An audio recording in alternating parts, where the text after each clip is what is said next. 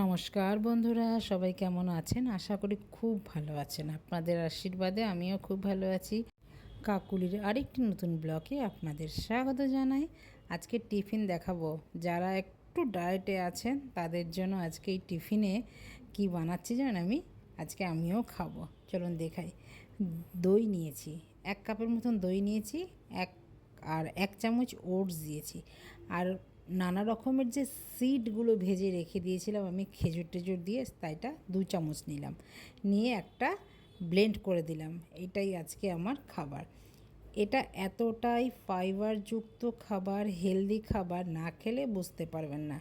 এটা খুব খেতে ভালো লাগে, যেমনি টেস্ট লাগে। নাহলে শুধু ওটস খেতে তো কেমন লাগে, কিন্তু এইভাবে খেলে পরে আপনাদের খুব ভালো লাগবে। আমি তো খেলাম, আমার তো বেশ ভালো লাগলো। তো চলুন খাওয়া যাক। তার মধ্যে একটু আমার মেয়ে আবার চকলেট দিয়ে দিল, ও একটু খাবে তার জন্য। আমি চকলেটটা দিয়ে খাই না, আপনারা চাইলে চকলেট দিয়েও খেতে পারেন। টেস্টি টেস্টি হেলদি খাবার একটা। তো চটজলদিও কিন্তু হয়ে যায়। আর আমার মেয়ে আজকে নিজে সকালবেলা উঠে আজকে কেক বানিয়েছে, ওই জন্য আজকে আর টিফিনটা করিনি। কেকটা বানিয়েছে হচ্ছে ওর বন্ধুর জন্মদিন। তো মেয়ে খেয়েছে, আমি খেয়েছি, দাদাও খেয়ে চলে গেছে। আজকে রান্না করব সবার লাস্টে, সব কাজ সেরে চান করে পুজো দিয়ে তারপরে রান্না করব আজকে যেহেতু নিরামিষই আমাদের, শুক্রবার, আর তো অনবরত বৃষ্টি তো চলেই চলেছে। আর এই দেখুন কত কেচেছে, কদিন ধরে জামা কাপড়গুলো জড়ো হয়ে আছে, বৃষ্টি তো যাচ্ছেই না। একবার বাড়িতে আনছি, একবার আবার ছাদে দিচ্ছি, এই করে করে আর ঘরেই রেখে দিয়েছি।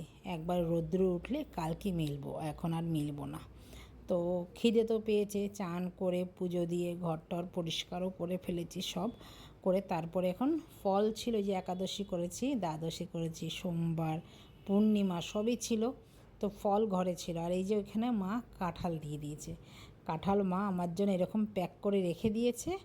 তো নিয়ে এসছে, ফ্রিজে ছিল, এখন বার করে নিয়েছি, এখন কাঁঠাল খেতে বসবো। আপনারা দেখেছেন আগের বছরে অনেক বড় একটা কাঁঠাল মা দিয়ে পাঠিয়েছিল, লোক দিয়ে, তাকে টাকা পয়সা দিয়ে পাঠিয়েছিল। তো সেই কাঁঠালটা, এত বড় কাঁঠাল আমি তো আর একা খেতে পারবো না, আমি সবাইকে দিয়েছিলাম, আমার এক আত্মীয়কেও দিয়েছিলাম। সে কাঁঠালটা খায়নি, ফেলে দিয়েছে। আমার মেয়ে সেটাকে দেখে কি রাগ, আমার মাকে সে অভিযোগ জানিয়েছে, তুমি আর কাঁঠাল দেবে না, মার জন্য গুনে কাঁঠাল দেবে, সেই কাঁঠাল মা খাবে। তো মা আবার সেই গুনেই কয়েকটা কাঁঠাল দিয়েছে, আমি সেটাই খেলাম, রেখে দিলাম, রেখে রেখে খাবো। যাই হোক, যাক গিয়ে, যার যেমনি বিচার সে সেমনি বিচার করে সোজ। তো আজকে রান্না করব কি জানেন বন্ধুরা, নতুন ধরনের। আপনারা কি কলমি শাকের ডাঁটাগুলো কি ফেলে দেন? আমি কিন্তু ফেলি না। দ্বাদশীতে যে রান্না করেছিলাম শাকটা, সেই ডাঁটাটা ছিল, সেই ডাঁটাটা আজকে আমি রান্না করছি। ডাঁটা কেটে নিয়েছি লম্বা লম্বা করে, আলু দিয়েছি, বেগুন দিয়েছি, ঝিঙা দিয়েছি, আর দিয়েছি পটল, একটু মাখো মাখো হবে। তো তেল দেওয়ার পর সোমবারে দিলাম তেজপাতা, 5 ফোড়ন, আর অনেকটা কাঁচা লঙ্কা, একটু ঝাল ঝাল হলে তরকারিটা বেশ ভালো লাগে। আর এবার সবজিগুলো সব দিয়ে দিলাম, দিয়ে এবার ডাঁটাগুলো দিয়ে দেবো। ডাঁটাগুলো আলাদা করে রেখেছি, ডাঁটাগুলো তো একদম নরম, কলমি শাকের ডাঁটা খুব নরম হয়, খেতে কিন্তু বেশ ভালো লাগে, আমাদের তো খুব ভালো লাগে। আর এই তরকারিটা এত টেস্ট হয়, মানে কি বলবো আর। একদিন বানিয়ে খাবেন বাড়িতে, যখন শাক তো সবারই আসে, তো অনেকেই ডাঁটাটা ফেলে দেন হয়তো, এখন থেকে আর ফেলবেন না। আমি যেইভাবে আজকে রান্না করলাম একদম সিম্পলভাবে, নুন হলুদ দিয়ে শুধু এইভাবে নেড়ে চেড়ে একটু ঢেকে দেবো। ঢেকে দিলে এটা, জলটা যে ভাপের যে বাষ্প হয়ে জলটা পড়বে, সেই জলটা পড়লেই কিন্তু এটা সেদ্ধ হয়ে যাবে, আলাদা করে এর মধ্যে কোনো জল লাগবে না। আর আমি তরকারি খুব ছোট ছোট করে কাটি, তরকারি কাটার কাছেও কিন্তু তরকারি রান্না হওয়া অনেকটা সুস্বাদু আসে। আমি সবই একই মাপের, একইভাবে কাটি, দেখতে যেন ভালো। ওই যে আমার কাছে না সবসময় না দেখতে ভালো জিনিসটা না আমার যেন বেশি করে বেশ গোছাতে ভালো লাগে। তো দেখুন, এই যে দেখুন মজে এসছে, একদম হয়ে এসছে।